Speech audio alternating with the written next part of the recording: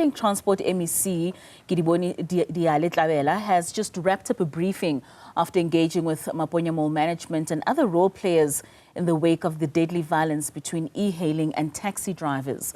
Veronica Makwadi was at that briefing and joins us now with more. Veronica, very good afternoon to you. It seems as though the MEC is making some kind of headway in terms of grouping and getting together the right e-hailing drivers that are at the helm of the leadership in Gauteng to start having conversations about finding that harmony between themselves and taxi operators. Certainly, Katlego, it does take a lot of work from the Gauteng Transport Department side, as we heard from the MEC, to bring these stakeholders to the table, specifically because, as you heard from the MEC, the e-hailing sector remains heavily fragmented. You've heard how she mentioned last week that she sat in a meeting that we were also a part of for hours, speaking to several organizations, only to find out that those that were affected by what took place last week, Wednesday, were not sitting on the table, were not in the room. And so having to engage again in these conversations. But some might argue that these conversations should have been had quite a long time ago, and that the issue around formalizing and regulating both of these industries is something that the Gauteng Transport Department needed to do before getting to a point where we're seeing such violence taking place on public roads. But I'm joined by the MEC, who can talk to us exactly about these conversations, and some saying that it's a lot of talk but no action. It's not a lot of talk, no action. Unfortunately for us, we need to get everybody on the table, because when we think we are speaking to the rightful people, when you get on the ground, you realize that yes, they are rightful, but then the ground disputes them. And we now at a point where here in Soweto, I believe that what we met again this morning is all of those who are saying we're in the business. So we're trying hard. Important to me is to organize, and I'll do that. I'll babysit the e-hailers until I get it right. I'll be here every Monday to go through. Soweto is a big township, and once you allow it to be in disarray, then it means the whole province will be affected. So at least they came on board today, and others were saying it's not all of us. The fragmentation allows many other things to happen in the industry, and we need to help them to organize themselves better. And at least there's an agreement on that with them, that they will cooperate for better collaborations with other stakeholders, which is quite important. I must say that, and maybe the important thing is to call out the leader in Mpumalanga to stop what he's doing. We can't have such lawlessness. I'm just surprised that government in Mpumalanga is not taking him to task. But here in Gauteng, there's better collaboration. Our Santago and our GNTA here in our province, they work together as one umbrella, and we've moved closer, the e-hailers in our province and other public transport operators like scholars. So what is happening in Mpumalanga is not what is happening in Gauteng, and we need to call him out, Ntate Sibanyoni, to stop what he's doing. He's not government. We are government, we are governing, and South Africans have the right to choose a mode of transport that they want.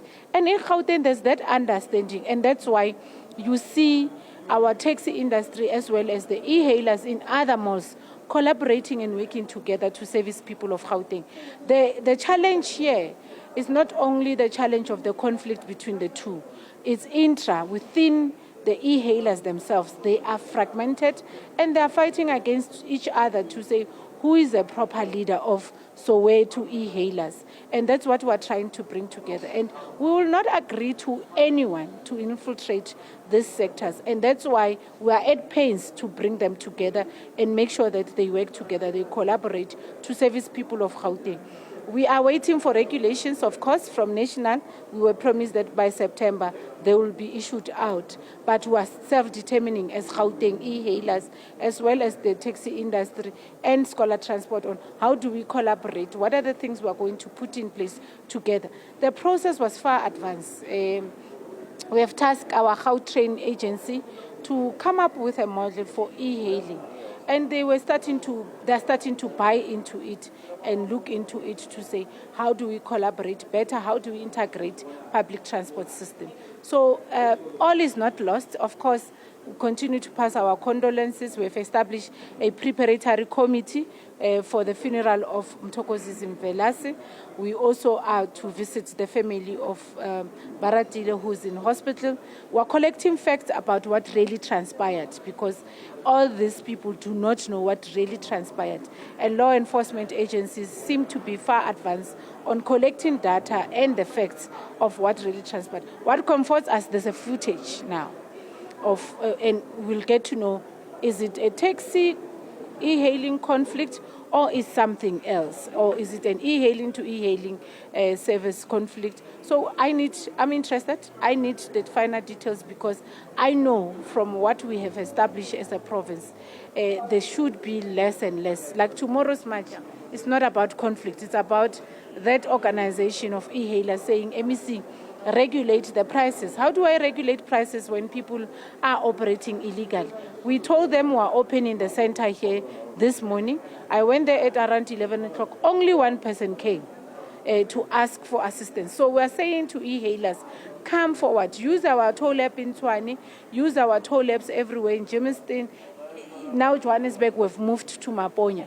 So come and access so that we are able. Thank you, MEC. Thank you for that update. We're hearing there from the MEC as well, speaking about the issue of a march, essentially, that will be taking place by e-hailing drivers. They'll be marching to the Gauteng Transport Department. But just very quickly, if I can just get a response as well from the taxi associations, speaking about the criminality element. Ndate, thank you so much, Ndate Theo, for your time. Just very quickly, wrap for me the fact that as this happened, there's been massive discourse on the ground about the fact that your members are still perpetuating that type of bullying, pulling people out of e-hailing services, and just your response to the fact that the MEC is saying that peace is within reach. Well, in Gauteng province, we do not ascribe to those kind of behavior. We distance ourselves from that kind of a behavior. No leader within our organization, the National Taxi Alliance, can go out there and pronounce such. We have never mandated anybody to go out there and advocate for people to be pulled out of their vehicles. Everybody has a right to go about their businesses in their vehicles. Everybody has a right to choose the mode of transport that they are comfortable in. All that we have to do as a business is we have to, ascribe to good business principles, have good communication skills with, our passengers, ensure that we remain competitive so that people use our services. There is no bullying that's going to help us get people into our vehicles, but only proper customer service excellence will bring in the masses into our vehicles. So we distance ourselves from those that go about and pull people out of their vehicles, and we call on law enforcement agencies to not spare them and ensure that they bring them to book and they throw the keys away. And very quickly, Ndate Theo, just while I've got you, the issue of the national dialogue, there are some as well that are worried about the fact that there is no voice in terms of the taxi industry, given as well what has transpired in the past few days as well.